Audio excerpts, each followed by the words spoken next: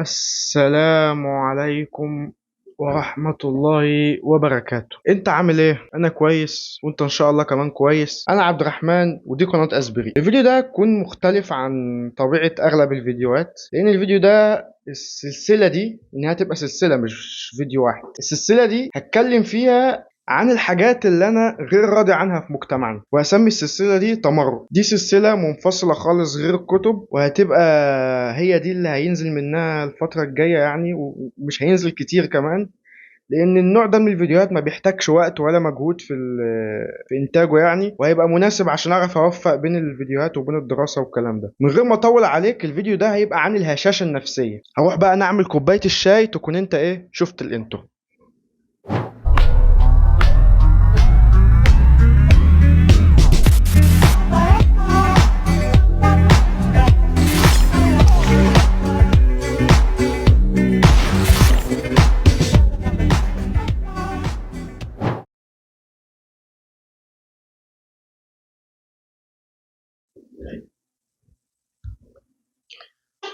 تمام، عملنا الشاي، نخش بقى ايه في موضوعنا مبدئيا كده. وقبل ما اقول اي حاجه، انا هقول الكلام في الفيديو ده رايي بكل صراحه وبكل وضوح، بص ما يهمنيش اي حد.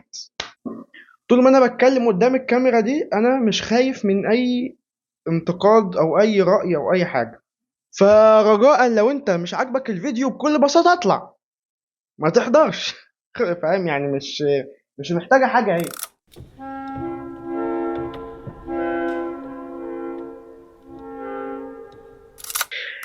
عايزين الأول نبدأ بتعريف الهشاشة النفسية. ما هي الهشاشة النفسية أصلا؟ وكيف أصبحنا جيل هش نفسيا؟ أي حاجة معدية توقعه. الهشاشة النفسية وهي بكل بساطة هي تكريف المشكلة، إن أنت تخلي أي حاجة بسيطة، أي مشكلة صغيرة نسبيا، تخليها أنت كارثة وحاجة كبيرة، وتبتدي تعظم في الشعور وتعظم في الأثر اللي هي ناتج عن مشكلة ممكن تقعد 5 دقايق وتحلها مع نفسك. هي دي الهشاشة النفسية، إن الشخص يصبح هش، يصبح من اي مشكله يكتئب يومين. وانا مش جاي احل المشكله، بس انا جاي اعرضها. يعني انا جاي اقول ان في مشكله اصلا يا جماعه. يا جماعه احنا عندنا هنا ايه مشكله اسمها هشاشه نفسيه منتشره في 60 70 100 في 70% في مصر، من وجهه نظري من سكان مصر.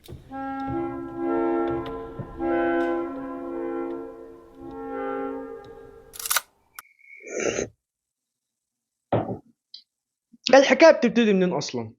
تبتدي ان من العيال ومن وهي في سن صغيره، الأطفال بيبتدي أهاليهم يحسسوهم إن هم ملايكة، وإن أي مشكلة هم بيعملوها مش هم اللي عليهم اللوم ومش هم اللي عليهم السبب. تلاقي لو في واد الجيش تكل أهله من المدرسة، تلاقي أهله راح خربوا الدنيا في المدرسة. ده على الجانب التاني بيدي إحساس للطفل إن هو ما غلطش. أنتوا فاهمين؟ فهو بيتربى عنده من الصغر إحساس إن هو ما بيغلطش، والمفروض ما تواجهوش أي مشكلة أصلا، والمفروض إن هو زي الملاك. وطبعا ايه ده بدرجات مختلفة. يعني ايه مش كل الناس بيبقى عندهم ايه الشعور ده بالدرجة العالية دي، بس بتبقى ايه درجات. شفت انت السوفت بوكس بقى ومايك وبتاع ومش عارف ايه؟ لا لا لا، شغل استديوهات يابا. ما انت مفكر ايه طورنا بقى وما بقيناش بنقعد القعدة بتاعت زمان دي.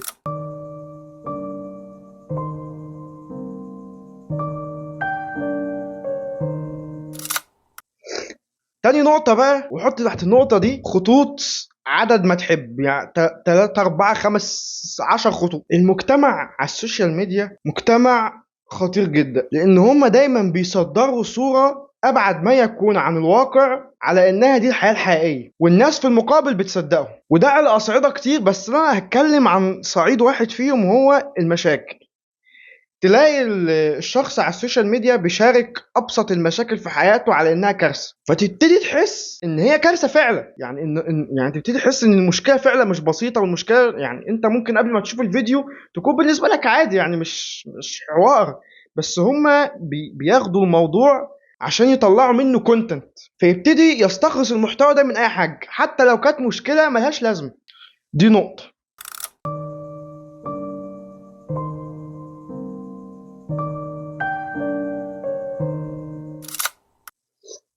النقطة التانية ان دايما الناس على السوشيال ميديا، مش الناس، انا يعني المجتمع الغربي دايما بيبقى عنده نظرية او فكرة ان من الطبيعي انه يتساوى الرجل مع المرأة من ناحية ايه بقى، وكمل الكلام للاخر عشان ما يحصلش مشاكل، من حيث قوة وسرعة التأثر العاطفي. بمعنى ان شايفين ان ممكن يعني ممكن مشكلة عادي تحصل، فانا كشخص ذكر اعيط عادي زي انا، يعني ايه، زي النساء.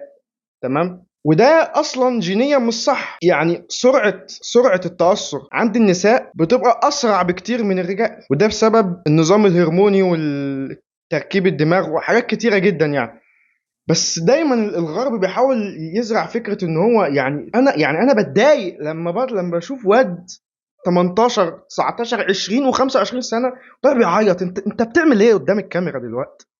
يعني المشكله ان هي دي حتى حاجه مش تفتخر بيها يعني.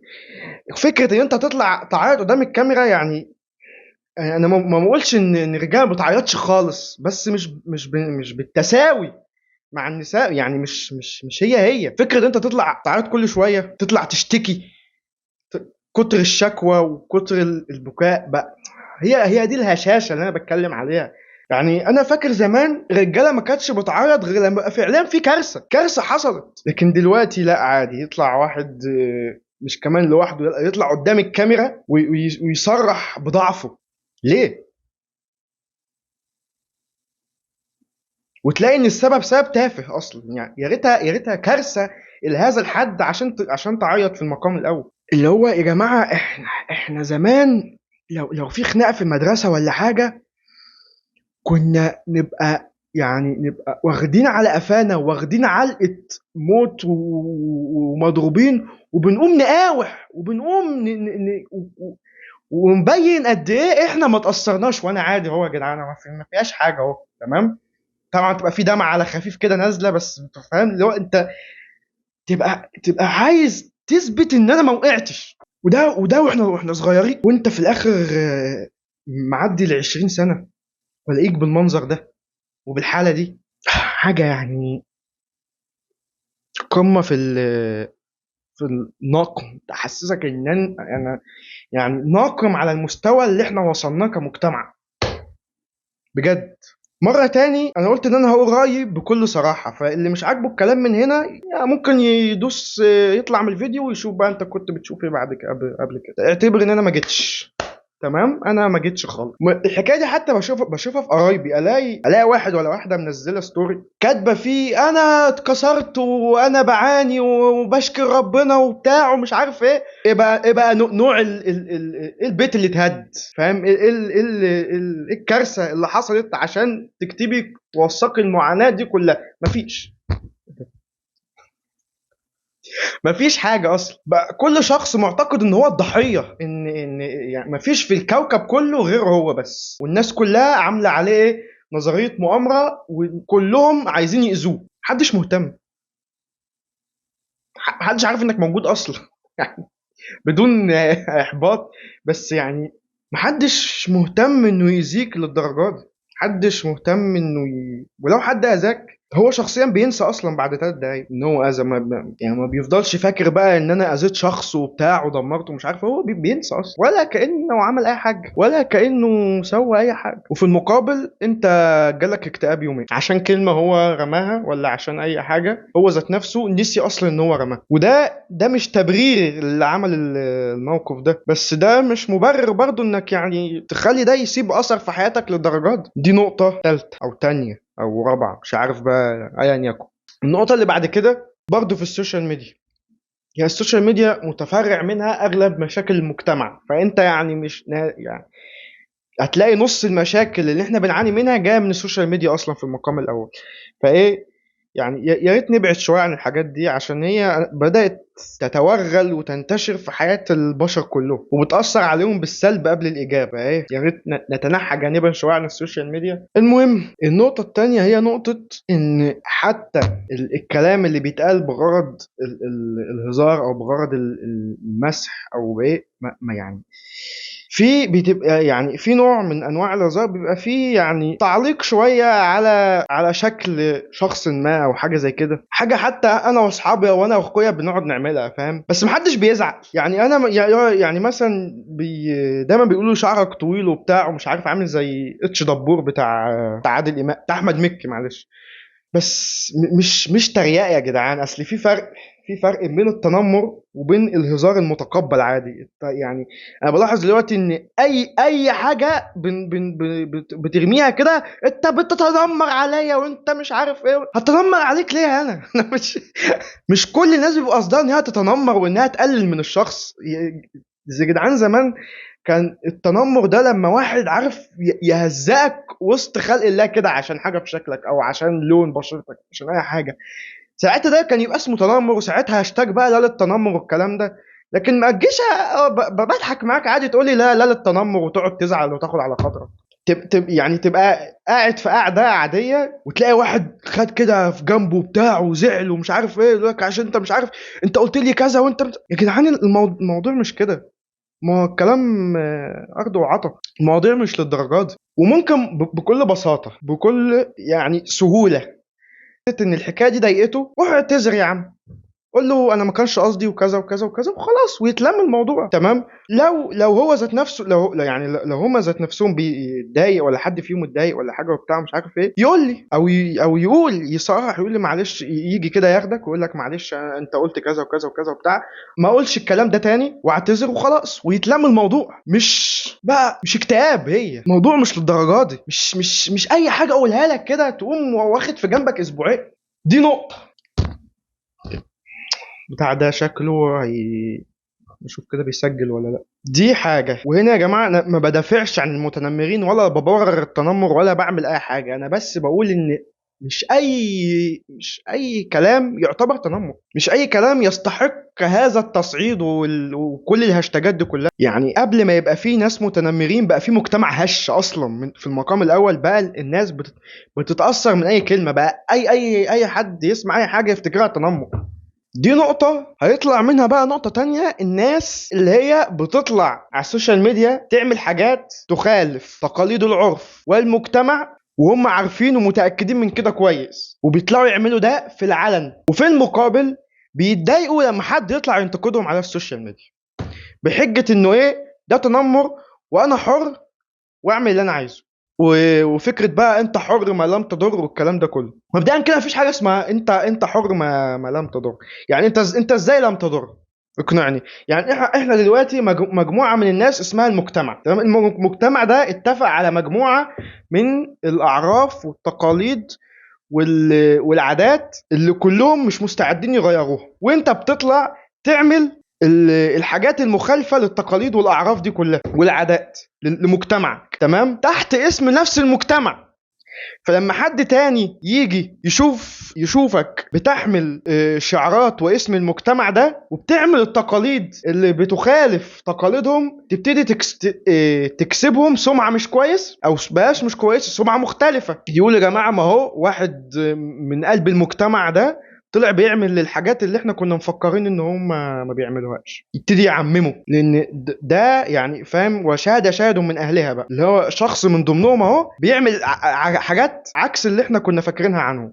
ازاي انت كده ما ضرتش؟ ازاي انت كده ما ضرتش مجتمعك لما انت تطلع بصورة غير مقبولة لمجتمعك قصاد العالم كله من غير ما تاخد رأي المجتمع ده وتديهم سمعة هم مش عايزين يكسبوها، بعد كده تسمي ان انت حر ما لم تضر؟ لا، انت مش حر. لو انت حر يبقى تتبرى من المجتمع ده خالص بقى، تقول يا جماعه انا مش تبع الناس دي، انا فرد لوحدي، ماليش دعوه بالناس دي. لكن ما تشيلش اسم المجتمع وتعمل حاجات بتناقضهم وتزعل من النقد. انت حبيبي، انت مش في الشارع، انت على السوشيال ميديا.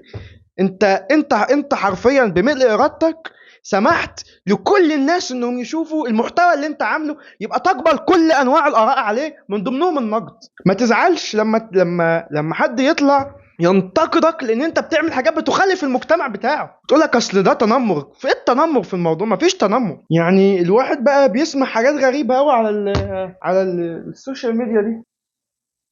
النقطة التانية وتقريبا دي آخر نقطة في السوشيال ميديا كلها، نقطة ان دايما زي ما قلت في الاول، المجتمع اللي على السوشيال ميديا دايما بيحاول يصدر صورة مش حقيقية عن الواقع. بيحاول لو انت شخص مهتم ببناء الاجسام وبالرياضة، هتبتدي طبعا كالعادة خوارزميات المنصة تطلع لك حاجات ليها علاقة بالرياضة اللي انت مهتم بيها، وبناس عندهم اجسام كبيرة، اجسام مش يعني اجسام قوية. وده طبعا انت بتشوف النتيجة النهائية بس، ومش بس بتشوف النتيجة النهائية. يعني يطلع واحد مثلا عارض جسمه في وضعية تبرز كل عضلة فيه بالظبط، تمام. انا بتكلم هنا عن الناس اللي ايه اللي بتوع البودي بيلدينج، عشان هم دول اكتر ناس بيتأثروا بالحكاية دي. يطلع مبين كل عضلة في جسمه وكأنها هتطلع من مكانها، بأسلوب تصوير وبوزيشن ووضعية ومحاولات كتير عشان يطلع لك بالصورة دي. يعني هو أصلا في حاجات كتير بيعملها في الإضاءة وبيعملها في الحاجات، بحيث إن الإضاءة تنزل شارب قوي عليه فتبرز وتعمل ظلال على كل عضلة من عضلاته فتبينها قوي. وفوق كل ده بياخد الصورة دي على مواقع التعديل فوتوشوب والحاجات دي بقى، ويبتدي يبتدي يزود الكونتراست ويزود الشاربنس ويزود حاجات كتير تخلي الصورة مختلفة عن الواقع.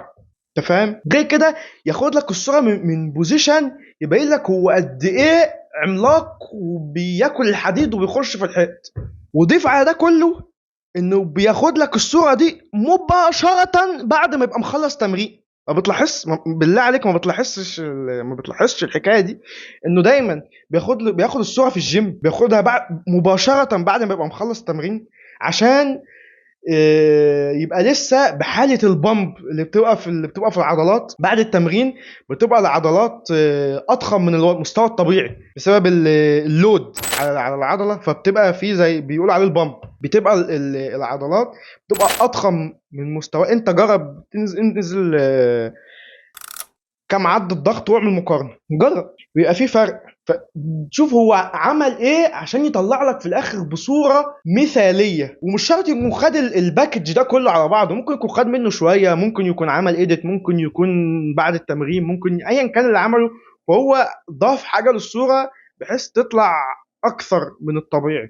القسم الثاني، انت زي ما قلت لك بتشوف النتيجه النهائيه بس، انت ما تعرفش ايه الرحله اللي مر بيها عشان يوصل اللي هو فيه. لما اقول لك مثلا ان الشخص اللي عنده الجسم الفلاني قعد 6 5 سنين عقبال ما يوصل للجسم ده، تتغير نظرتك بقى، تقول لك لا ده يستحق. ده 5 سنين من عمره في محاوله ان هو يوصل للجسم ده طبيعي اصلا. يعني طبيعي بعد 5 سنين تلاقيه بالهيئه دي، ده طبيعي. فاهم؟ تبتدي بقى تتغير نظرتك، اللي هو كده اوكي، اللي هو كده احس ايه ان الاشخاص دي بني ادمين زينا زينا زيهم، ما بيعيشوش حياه مثاليه وبيتمتعوا بقدر من الطاقه والقوه ما اقدرش انا اخده. فانت دايما بتبص على النتيجه النهائيه من غير ما تعمل اي اعتبار للشخص ده عانى قد ايه قبل ما يوصل للمرحله دي، تمام. فانت بتحس بعد ما شفت الناس دي ان انت قدامهم ولا حاجه، ان انت نكره. شوف حرفيا هم بياخدوا بس اللقطات اللي تبين انجازهم وتبين هم قد ايه جامدين، اللي هم الناس بتوع السوشيال ميديا، الانفلونسرز والكلام ده، هم قد ايه متفوقين في حاجه او مجال معين وينشروها. فانت بتحس ان ده الديفولت، تحس ان ده الواقع، ان الناس كلها ناجحه، الناس كلها ما عندهاش اي مشاكل، انا بس اللي عندي مشاكل، انا بس اللي مش ناجح، انا بس اللي محتاج وقت كتير عشان انجح. تحس بعد كده قصاد الناس دي، تبتدي لما تعمل مقارنه، تمام. طبعا انت بتقارن النتيجه بالنتيجه، ما بتقارنش الوسيله. انت ما تعرفش الوسيله طبعا، ما تعرفش هو قعد قد ايه، ما تعرفش هو عمل ايه، ما تعرفش ايه طبيعه النظام والحميه الغذائيه اللي اتبعها عشان يوصل للمرحله دي، ما تعرفش هو حرم نفسه من كم شهوة ومن كام ميزة على هذا الكوكب عشان يوصل للمرحلة دي. وانت بتستثني كل ده وتقارن بس النتيجة اللي هو وصل لها بالنتيجة اللي انت وصل لها بدون اي اعتبار للوسيلة. فبالتالي وبالمنطق تبان ان انت نسخة ادنى من البشر، تبتدي تفقد الامل، الشغف والاصرار اللي كانوا عندك من الاول، لان انت مقتنع ان في ناس افجر مني بكتير، انا ايه بالنسبة لهم. وبناء على هذا الحزن تبتدي تستهلك المزيد والمزيد من المحتوى على السوشيال ميديا، فتتعرض لصناع محتوى اكتر تعتقد ان حياتهم مثاليه، وتستهلك في محتواهم وتستهلك في محتواهم، فتحس انت زعلان اكتر، فتستهلك اكتر، فتحس ان انت زعلان اكتر، وتبتدي بقى ماشي في حلقه مفرغه لا نهايه لها، الا اذا ادركت الحقيقه وكنت بالوعي الكافي عشان تعرف ما وراء الكواليس. يعني يا جدع كفايه منصه انستجرام لوحدها، منصه انستجرام بتتفنن وتبدع في انها تحسسك انت قد ايه ولا حاجه في الكوكب، انت قد ايه زفت. دي من اكبر إن لم يكن أكبر مسببات الهشاشة النفسية، مش في مصر بس، في أغلب الدول العربية. نادرا أما تلاقي إن حد بيحقق نوعين من الصلابة. في نوعين من الصلابة: الصلابة الجسدية والصلابة النفسية. اللي على بالي دلوقتي اللي عرفوا يحققوا نوعين الصلابة هو ديفيد جوجنز أو ديفيد جارديانز، مش عارف هو اسمه إيه بالظبط. ده الوحيد اللي فاكره اللي عرف يوازن ما بين النوعين. وخلي بالك هي الصلابة النفسية دايما مش دايما، يعني غالبا بتيجي مع الصلابة الجسدية. لا العكس، معلش، الصلابة الجسدية بتيجي مع الصلابة النفسية، اللي هو لو انت صلب نفسيا هتبقى بالتالي صلب جسديا. هي الصلابة الجسدية قصدي هنا بيها القوة البدنية، يعني الورك اوت والتمارين والكلام ده. يعني انت ممكن عادي تلاقي حد يا عم بيروح الجيم 4 مرات في اليوم وببص بيطلع نار من بقه، تيجي تقول له كلمتين بس، فاهم؟ اللي هو يعني تتنمر عليه فعلا بقى، اللي هو تتنمر عليه بجد بقى، تجيب مناخيره الارض، تلاقيه زعل واتضايق رغم العملاقه دي كلها. ليه؟ فعلا الكلام ده اثر فيه. وانا عارف ان الناس، يعني حتى لو انت حاولت تتجاهل الموضوع، حاولت تتحلى بقدر اكبر من الصلابه، غصب عنك هتزعل احيانا. يعني غصب عنك هتقابل فعلا ناس بيقولوا كلام يسم البدن ويسد النفس ويخلي الواحد مش طايق اليوم اللي جه في الدنيا. وانا ما بقولكش ما تزعلش يا جدعان، انا ما بقولش ما تعيطش، ما بقولش ما تزعلش خالص، ما بقولش خليك دايما ومش عارف ايه وبتاع واخرب الدنيا وامشي على الحيط، انا ما بقولش كده. انا بقول بس خلي الموضوع يحصل بصعوبة شوية، يعني انت فاهم؟ مش يعني خليك راسخ اكتر من كده. الناس بقى اللي بيقعدوا يقولوا لك في الافكار الغربيه دي، اللي هو عادي ان الذكر يعيط، انتوا بني ادمين عادي، انتوا مش عارف ايه انتوا. خلي بالك انا ما بنتقدش الحاجه اللي بنتقدها بعينها، ان هم متقبلين ان هم يصرحوا بالضعف. دي الحاجه اللي انا بنتقدها. ما بنتقدش ان هم ضعاف، ما بنتقدش ان انت المفروض ما تضعفش، ان انت المفروض ما تقعش، ان انت المفروض انت عادي. كلنا بنعدي بالمواقف دي، بس مفيش حد بيقبل على نفسه ان هو يجي كده قدامك يقول لك يا عم يستسلم، يبين ان هو ضعف واستسلم قدامك بجد ووقع.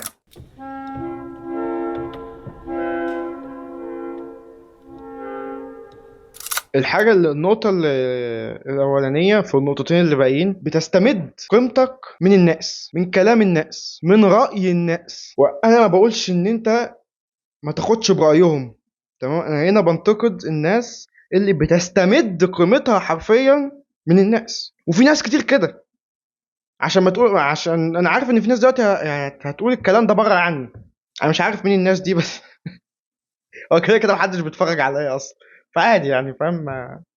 مفيش مشكله يعني. ففي ناس هتقول لا انا الكلام ده مش عندي، بس هو عند ناس كتير وهي مش واخده بالها ان انت راي الناس بيأثر فيك قوي. لما تحس ان في مثلا جلسه، او تحس ان في قاعده او شله او مجموعه من الناس، وانت مستبعد من الشله دي، الناس تحس ان هي منبوذه بقى في المجتمع، فاهم؟ وان هي ايه ده ليه استبعدت البعده دي، وتزعل بقى وبتاع ومش عارف ايه.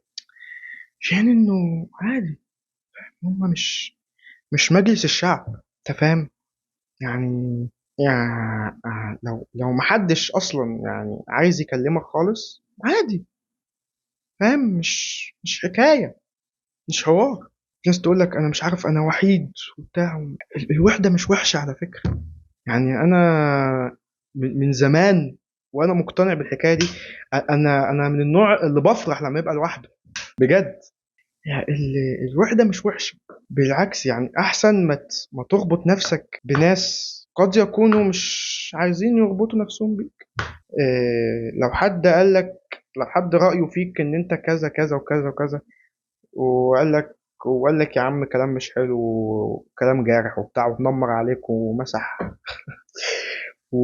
وخرب الدنيا يعني، عادي. هو هو مش النبي، فاهم، عليه الصلاة والسلام. هو مش رئيس الجمهورية. ما يقول رأيه. هو رأيه. هو ضرك في ايه؟ ما يقول يا عم اللي هو عايزه. يقول، ما يعمل، ما يسوي، فاهم الحكاية يعني. مش الدرجة دي. لو شخص قال كلمة، لو انت عملت حاجة وقال لك ده رأيه، لو انت شايف اللي انت بتعمله صح ومتأكد منه، فخلاص. مش مهم بقى رأي الناس، فاهم. رأي الناس تاخد بيه امتى؟ تاخده يعني على محمل الجد شوية، فاهم اللي هو ايه. مش تزعل وتجلد بقى ذاتك والكلام ده. يعني احيانا بيبقى في نقد في محله. ما بقولش ان كل النقد ما بيبقاش في محله، وكل النقد انت المفروض تمشي كده في الكوكب، ما تاخدش برأي اي حد. لا لا، مش ده اللي انا بقوله خالص. انا بقول بس يعني تقبل الانتقاد والعداوات بشكل ودي. يعني على رأي ياسر الحزيمي، رحب بالعداوات، رحب بالنقد، رحب بالشتم حتى. انت فاهم. انت فاهم، خلي اللي يجي ويتكلم معاك فعلا يتكلم، لان هو فعلا حابب شخصيتك، بديهي يعني، لان هو فعلا عايز يتكلم معاك. مش لازم تحط يا جدعان المواضيع كلها في اطارات رسمية قوي، ومش يعني مش رسمية، اللي هي لو مش عارف انت لو ما بعتليش تهنئة في عيد ميلادي تبقى انت ما بتحبنيش وبتاع ومش عارف ايه. يا عم هو ما بيحبكش، نفترض ان هو فعلا ما بيحبكش، ايه المشكلة؟ وات از بروبلم؟ تمام. هو مش مضطر. انتوا خليتوا الحاجات اللي بتتبعت ك كمجاملات وكتقدير وكمعزة وكده، خدوها فرض. لو ما بعتهاش يبقى عليه جناح، لو ما بعتهاش يبقى عليه ذنب. ليه كده؟ يعني لو ما عملتوليش عيد ميلاد وما افتكرتوش، يبقى انتوا مش عارف، يبقى انتوا كده ارتكبتوا في حقي جريمة. لا على فكرة عادي يعني. لو انا نزلت بوست وما حطيتش لاف، يا نهار اسود. ازاي ده ما حطيتش لاف؟ ازاي يا ابني؟ انت بتهزر. ما حطيتش لاف على البوست بتاع ده؟ يا نهار اسود. انا نزل بوست ومين من اقرب الناس ليا ما يحطليش لاف؟ ده بعت رسالة لواحد وعمل سين وما ردش. ما تخلوش الامور ضيقه قوي كده الدرجه دي. خلوا فيه مساحه، خلوا فيه براح، وخلوا المواضيع تمشي بالبركه ربنا كده يعني. خلي هي العلاقات هتاخد مجراها لو كل واحد بس عرف ان في ترتيب للاولويات لعلاقاته، وعرف ان انا عندي اهلي دول لا عندي، معلش، عندي ربنا، علاقتي مع ربنا في المقام الاول، بعد كده علاقتي مع نفسي في المقام اللي بعد كده، بعد كده علاقتي مع اهلي، بعد كده علاقتي مع قرايبي، بعد كده علاقتي مع اصحابي، بعد كده.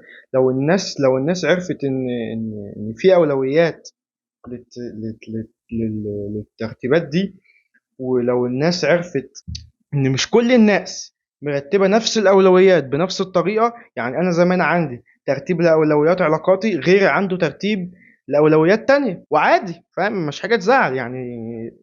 زي ما انا عندي كده، زي ما انا عندي ترتيب لعلاقاتي، الناس اللي حواليا عندهم ترتيب لعلاقاتهم. ولو انا ما بحتلش مكانه عاليه في علاقاته، دي مش حاجه تزعلني خالص اصلا، فاهم. دي مش بالعكس يعني، ده يعكس هو، يعني ده يثبت لي ان هو بجد هيدي كل حاجه حقها. بتوقع ان كل الناس دايما يبقوا مديني مكانة عالية في حياتهم، ولو ما ادونيش ازعل واتضايق وارمي اللوم على الشخص ده، رغم انه هو حر في حياته يعني، فاهم. مش شرط يديك المكانة اللي انت متوقعها، ولو ما ادكش ده لا يشكل بالنسبة لك اي مشكلة. انت فاهم يعني، ده لا ينتقص منك اي حاجة.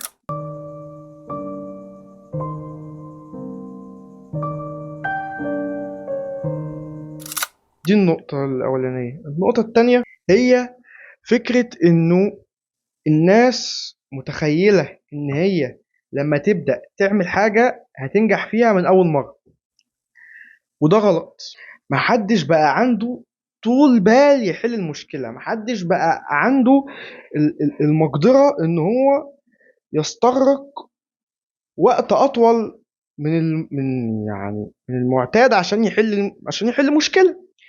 بقى يعني كان في عداء كان اسمه بولت تقريبا، كان بيقول ان انا قعدت، ده كان اسرع يعني مكسر ارقام قياسيه في رياضه العدايين، يعني في رياضه الجري. كان بيقول ان انا قعدت 9 سنين اتمرن عشان اجري 9 ثواني، في حين ان في ناس بتتضايق لما النتائج ما تظهرش من اول شهرين. وانتوا مستوعبين؟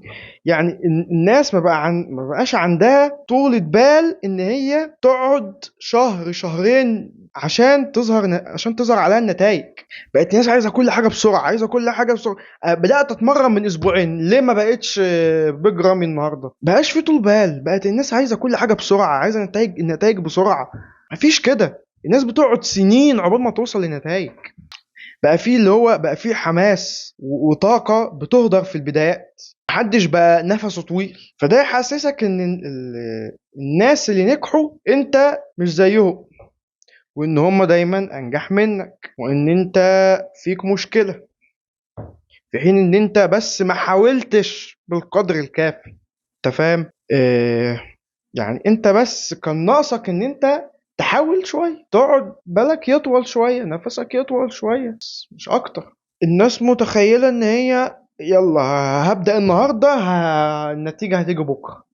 مفيش الكلام ده. فده برضو يحسسك بالنقص، ودي من إحدى أهم مسببات الهشاشة النفسية. ممدوح نصر الله قبل كده قال مقولة بهذا الخصوص، مقولة قوية أوي. قال إيه؟ تنتهي كل مشاكل الإنسان في اللحظة التي يدرك فيها إن كل طوبة اتحطت فوق دماغه كان الغرض منها إنه يمسكها عشان يبني بيها سلمة تقربه أكتر من اللي هو عايز يوصله. كل عقبة اتحطت قدامك كان الغرض منها انها تكسبك مناعة منها عشان تعرف تكمل طريقك من غير ما تشيل همها. انت فهمت الفكرة؟ يعني وانت الناس وهي ماشية في الطريق، ده هدفك، وده انت عايز توصل. ففي الطريق هتقابل مطبات، هتقابل عواصف، هتقابل صواريخ، هتقابل بقى جن ازرق، هتقابل حاجات كتير قوي. فانت في المفروض ان انت ايه ده المفروض اللي يحصل، يعني ان انت يجي لك خبطه من هنا فتقوم واقع، فتقوم تاني، فتبقى عارف ان الحته دي بتخبط كده بالطريقه الفلانيه وبالشيء الفلاني، تبتدي تتعلم، تبتدي تبني خبره ان في هنا حاجه هتخبط، فابتدي المره الجايه ما تخبطش، ما تتعدي، تبتدي حاجه تانية تخبطك من ناحيه تانية فتقع. صح؟ المفروض انت تقع، ما انت اول مره تشوفها، فتبتدي تكون قصادها هي كمان مناعه. تمام؟ فلما يجولك هما الاثنين هيقعدوا طول الطريق يجولك وانت مش هتتاثر بيهم، لان انت اوريدي بنيت قصادهم مناعه. تمام؟ وتستمر كده لحد ما يبقى عندك مناعه من حاجات كتيره قوي، فتبقى ماشي في طريقك معاك قدر من الخبره وقدر من الصلابه يخليك تنجح بجد. تمام؟ لان انت ما بقاش في عقبه خلاص تقف قدامك، كل العقبات انت حولتها سلمه توصلك. وده مش كلام تنميه بشريه، ده الواقع. تمام؟ الناس بقى متخيله ايه؟ متخيله انها هتمشي عادي كده، هتمشي على طول دايركت للي هي عايزاه من غير ما تقابلها اي حاجه كده، زي ايه؟ زي الناس اللي شافتهم على السوشيال ميديا. ما انت زي ما قلت لك، انت بتنكر الوسيله، فبالتالي انت متخيل الوسيله هتبقى عموديه كده، ما فيهاش اي حاجه، ما فيهاش اي عقبات، ما فيهاش اي التفافات. انت فاهم؟ بس زي ما قلت، اللي مش عاجبه الفيديو ممكن كان يطلع من الاول، ممكن يحط ديسلايك، ممكن يعمل اللي هو عايزه. تمام؟ بس انا قلت من اول الفيديو ان انا هقول رايي بكل صراحه، وعندك حريه الاختيار انك تكمل الفيديو او تطلع منه. فانا ما فاهم، مش فارقه معايا بقى، انا يعني ايه، حذرتك وانت اللي كملت. بس نتقابل ان شاء الله في فيديو جديد، ده لو عرفت اصور فيديو جديد يعني. وتذكر دائما ان اسبرين ستظل هي مساحتك المفتوحة لتعبر فيها عن رأيك بكل حرية. السلام عليكم.